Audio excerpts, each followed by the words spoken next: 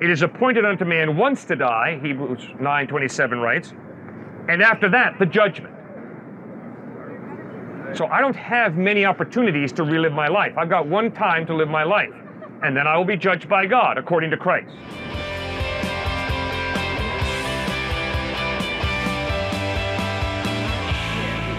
But you see, in the Bible, it talks about the prodigal son. Yes. About how this person screws up his son and comes back. Yes. Now, if that's how you're supposed to live up to and aspire to, is to give people many chances and forgiveness and whatnot. Yes. Wouldn't that make more sense to say, hey, I screwed up royally on earth, let's go back? Okay. That's more of a torture than I could say hell would be, because man, you have to live that crap again, but you'll also learn. Interesting point. You're absolutely right.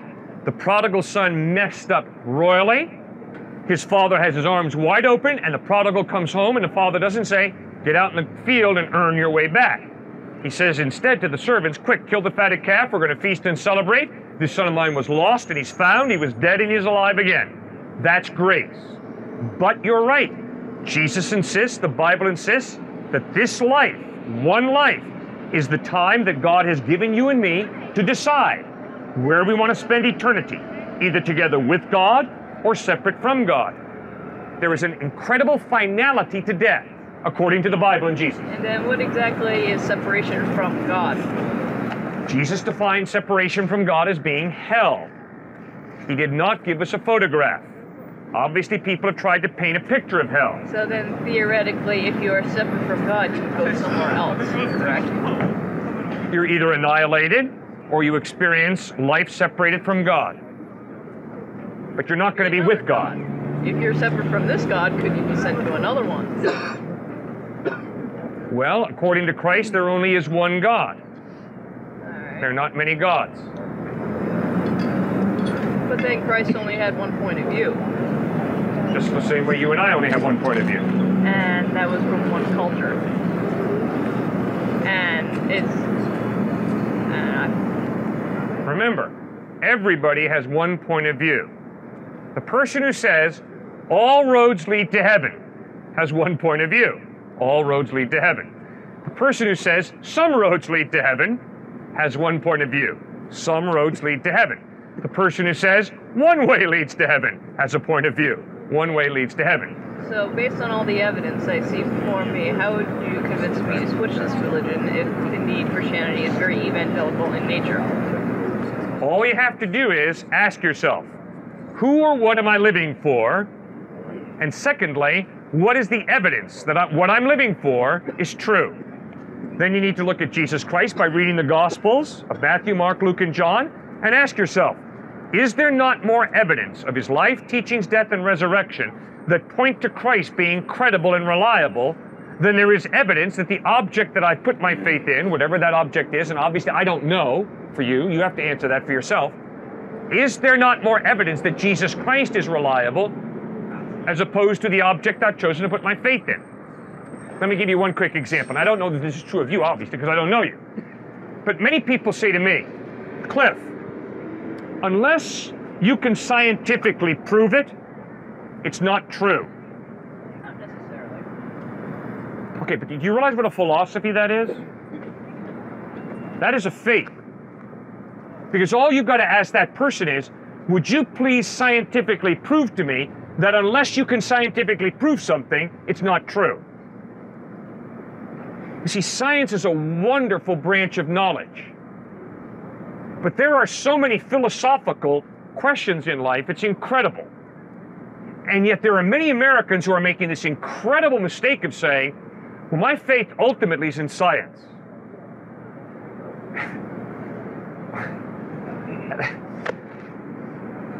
That is so embarrassing. It's scary.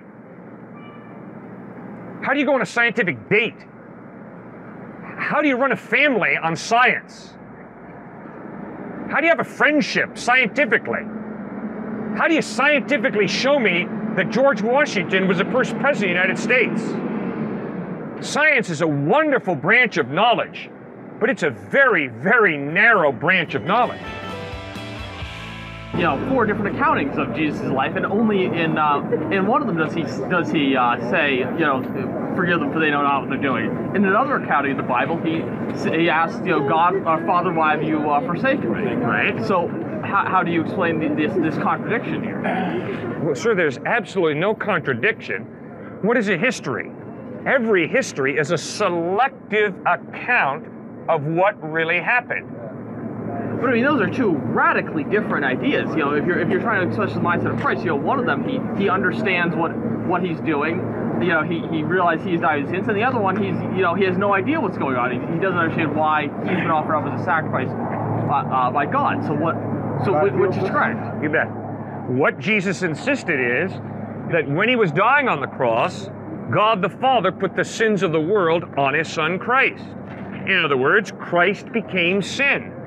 And when he became sin, he was separated from his Father, whom he had spent eternity with, and he experienced a cosmic alienation from the Father.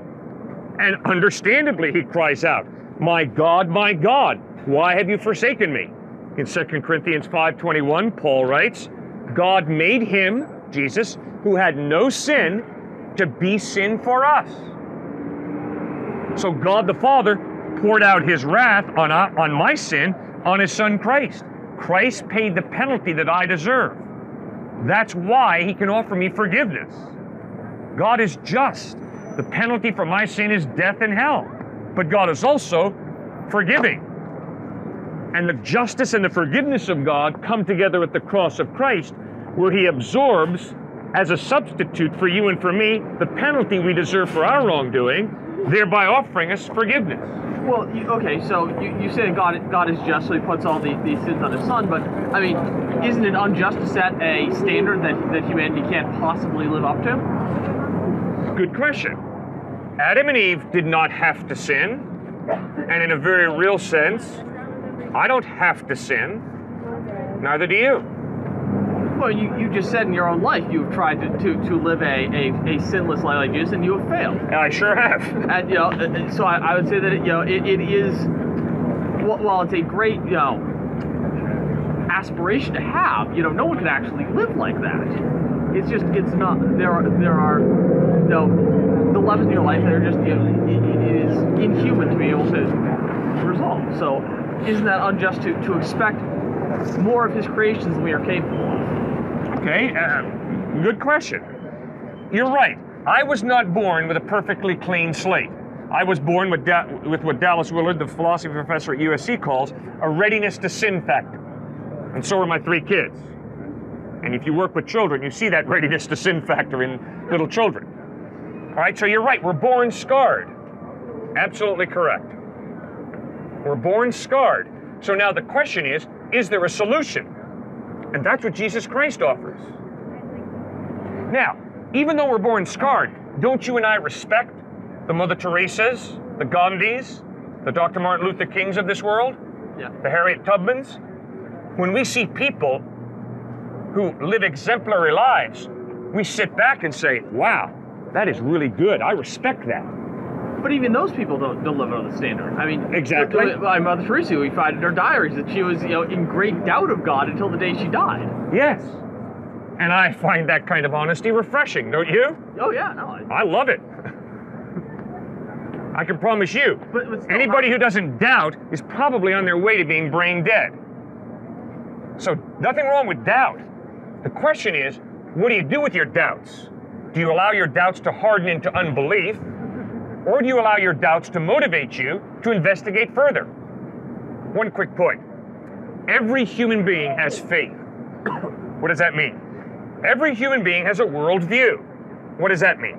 Every human being has to answer the questions. Where do I come from? Why am I here? How do I live my life? And what happens after death? None of us can prove that our answers to those questions are right. But hopefully we have evidence that the way we answer those questions is right. See, so the question is not, why do you believe nothing? Nobody believes nothing, because life forces us to put together a worldview. And it was fascinating. Yesterday and last week, a UConn student just couldn't grasp what I was saying. This UConn student was insisting, I'm agnostic, I'm agnostic, I do not know anything about these questions. I said, really? You're lying to yourself and to me. Look at you, you're well dressed. Look at you, you're a talented student here at UConn. You didn't arrive here by accident. You have priorities, you have motives, you have a worldview. So get in touch with your worldview. Get in touch with what motivates you, what you're living for. Because you wouldn't be here by accident, that's for sure. But sorry, you still haven't really answered my question. Why would God set a standard we can't live up to if we are His creations? Well, Adam and Eve were more than able of living up to that standard. Now, that standard doesn't change, because you see, the standard that God sets is His character, which is eternal. Okay. That standard is justice, compassion, goodness. So you're saying that our problem is original sin? That's part of it. But I can't blame my grandparents, because to be honest with you, sir, I have done that which I knew was wrong. Okay. And I can't, I've been proud, I have lusted, I've been greedy, I've had sexist attitudes, I've had racist attitudes, and my African American brothers and sisters and my fellow human beings who happen to be women have had to help me work through some of those attitudes and help correct me. So I am responsible for what I choose to do. Now, yes, I have this readiness to sin factor. The Bible calls it a sinful nature, for sure. But I still am responsible for what I do. Okay. So, again, we're back to the point that you have the you have this inclination sin. It is almost inhuman to try to live up to the standard of that God sets out. So how can He be a just God if he wants too much of us? It's human. It's what it means to be human, to live up to that standard. It is degrading of me and degrading of Him for me to curse Him, for me to dump on Him, for me to be sarcastic with Him and rip Him to shreds. That's inhuman. To be human means, as God created us to be human, to respect Him, to love Him, to think about His needs, to seek to meet His needs. Now, I don't do it perfectly, that's for sure. But as I aim at that standard, I am becoming more human, as God created me to be human. Okay, I guess my question is then, why is the penalty death and hell for doing something that, for a standard that almost no one can live up to? Yeah. All right, you bet, great question. Because in reality, this man is of inestimable value. So when I dump on him, that is really evil. And when I basically say, hey God, when you made him, lousy job. Not only am I attacking him, but I'm also attacking the God in whose image he's created. I'm basically saying, God, I got a better way to live life. Instead of respecting this gentleman, I'm going to be disrespectful. And God says, guess what, Cliff? You could not be more wrong. The chance of all of this happening is infinitesimally small. But when you have such a large pool of these accidents, you're bound to get one that succeeds in creating intelligent life. Okay, so what I hear you saying is, you believe life comes from non-life. I'm sorry, I've never seen anything to back that up. What you're telling me is, the personal comes from the impersonal. I'm sorry, I've never seen anything to back that up. You're telling me that order and design come out of chaos by chance. I'm sorry, I've never seen anything to back that up. You're telling me that the rational, a thinking mind, comes from the non-thinking, the irrational. I'm sorry, I've never seen anything to back that up. Sir, you have so many miracles you believe in, but the problem is you don't have a miracle maker. That's why I feel you're an intellectual hypocrite, because you're not willing to face the fact that if I believe we're all accidents, life is meaningless, morality is relative, and death is obviously the end. And you got to read Friedrich Nietzsche. He pours scorn on you guys. By saying that, though, you're saying that all these things that we can't understand, all these things, all these accidents, all the creation of life from non-life, all these things that we can't understand that science has not yet to explain, the only way we could possibly witness something like this happen is because there must be a God. Sir, it is impossible for science to explain the meaning of life. the meaning of life is something, it's like beauty is in the eye of the beholder. No, sir. The meaning of it is life a can be philosophical lot different from issue. Therefore, science has nothing ever to say about meaning of life, because it's not a scientific question. It's a philosophical question. Science has nothing to say about right and wrong, because it's not a scientific question. It's a philosophical, theological question. So what is the meaning of life? Well, obviously, if there is no God, there is no meaning to life. We just happen. But if there is a God who creates us for a purpose, What's that purpose? to love God with your heart, soul, mind, and strength, and to love your neighbor as yourself. That's why God made us. To love God and to love each other. It sounds like a selfish God. Yeah, that's what it does. It sounds like God's conceited if He created us to love Him. Good. Very good. Who benefits most from me loving God? I do. Who benefits most from me loving other people? I do. The reason that God created me to love Him and to love people is not because God desperately needs my love. It's not that He's insecure and needs me to massage His ego. Rather, it's because He's a loving being who created me to interact with Him, not to be dominated by Him, and to interact with other people. That's why He created us. That's exciting. And guess what? If you'll examine your life, you'll have to admit, yeah, that is the bottom line for me in life, isn't it? My relationships. That's what brings my life joy, meaning. My relationships. I can believe that without believing God created me. I know that. I can associate like the universe as our creators. You can believe anything you want to believe. All your accidents. But the question is, why do you believe what you believe? And if you tell me there is no God, and then you talk about love as being more than a chemical reaction, you're an intellectual hypocrite. Because if you're a naturalist, if you're an atheist, you have reduced reality to matter and energy, which means love is simply a chemical reaction. Why can't you be spiritual without believing in God? What does it mean to be spiritual? Believing in something other than just matter and energy, but you don't have to believe that there is a supreme being. You can still believe in love. You can still get meaning from your life by loving other people, but not loving God. How on earth do you get a real, intangible value of love if there's no creator? How does that happen?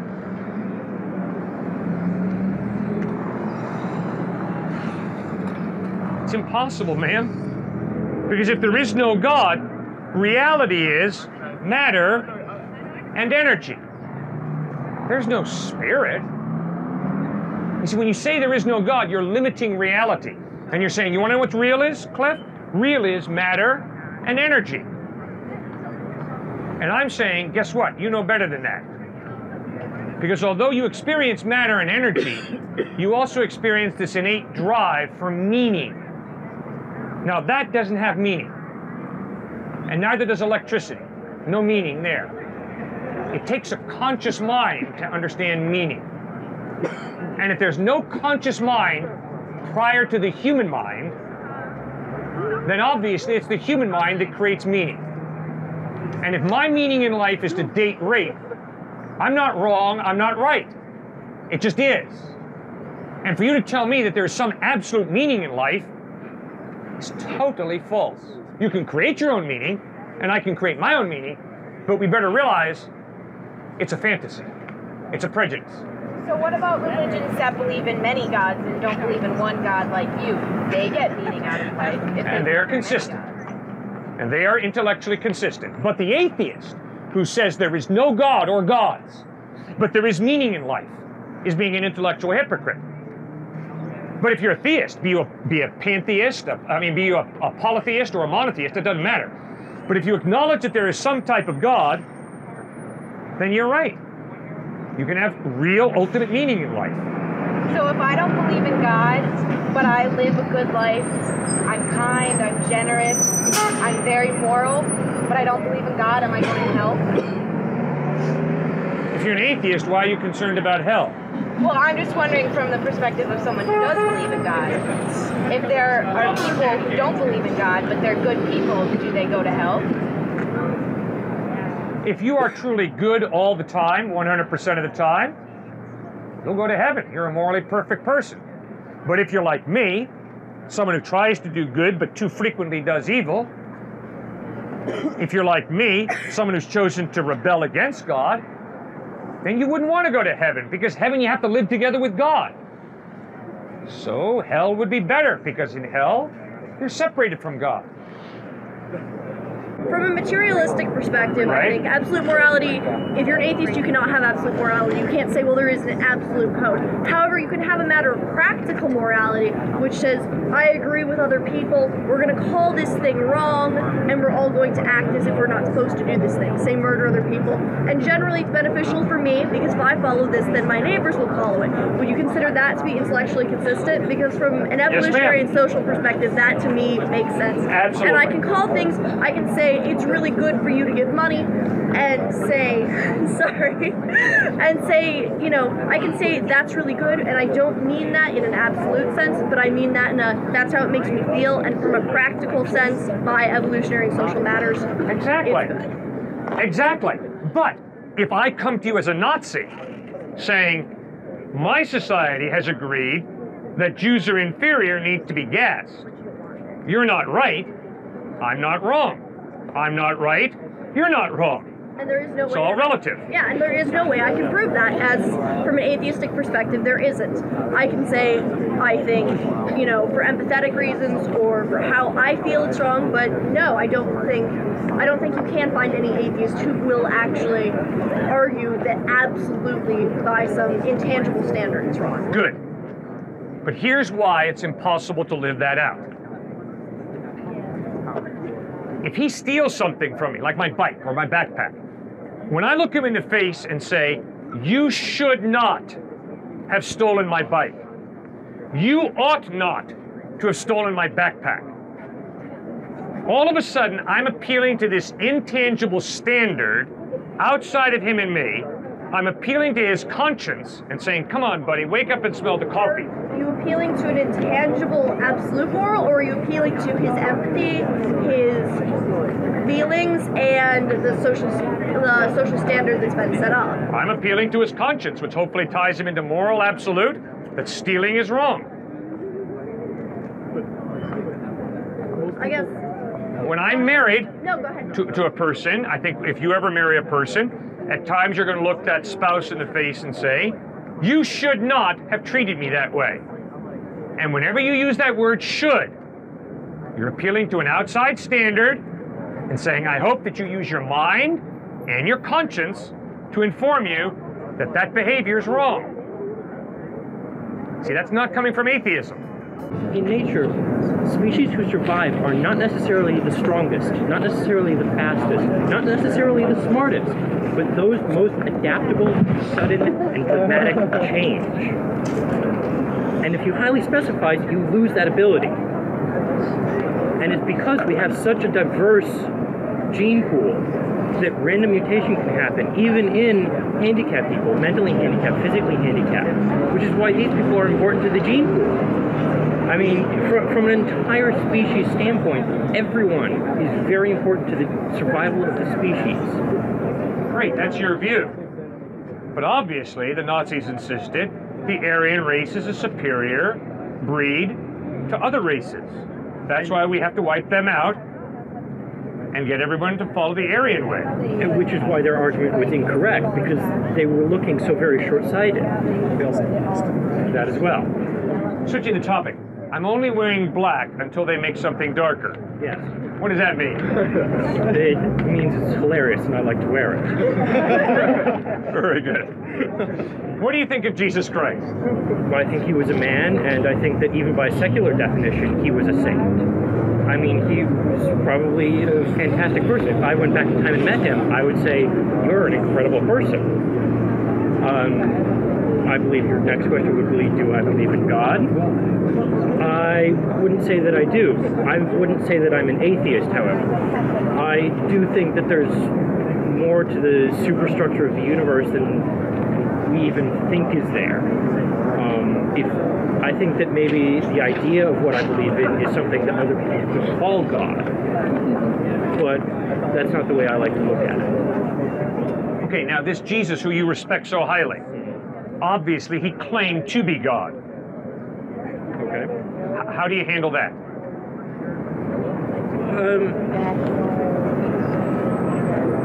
I believe that the idea of God, if you want to define it as God, I like to think of it as a more abstract idea and say that yes, this sort of idea is there. And I think it's a part of all of us. And someone so saintly as Jesus could rightly say that he is God.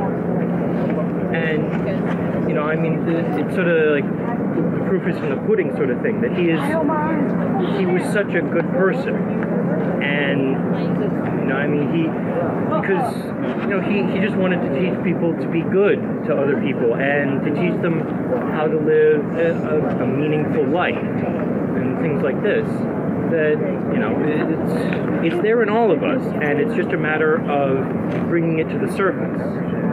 Okay, but the problem is that he repeated the Shema of Israel. Hear, O Israel, the Lord our God is one. Love the Lord your God with all your heart, soul, mind, and strength. Love your neighbor as yourself. So he was a strict monotheist, one God. And then he goes ahead and claims uniquely to be God in human form. I mean, isn't he a candidate for a mental hospital at that point? In today's society, most people would likely look at him that way, yes, but I don't think that, I mean, he wasn't hurting people. He wasn't, you know, he wasn't advocating slaughter of millions. That's for sure. He was just going around. He was living with the impoverished. He was living with, you know, prostitutes, and you know, he was with them, and he was showing them there's something better for you. Good. Exactly. But my problem with what he says then is, he says, if you believe in me, you're going to heaven.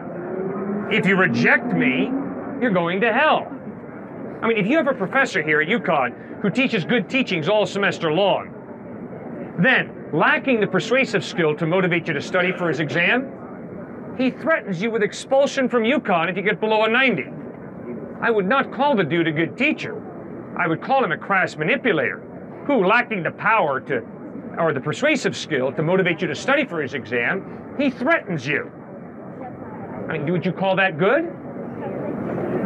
Probably not. I'm with you. Well, because what he was starting with was the basis of Judaism, which, I mean, of course, didn't have hell, but they did have the idea of God and the idea that, you know, judgment.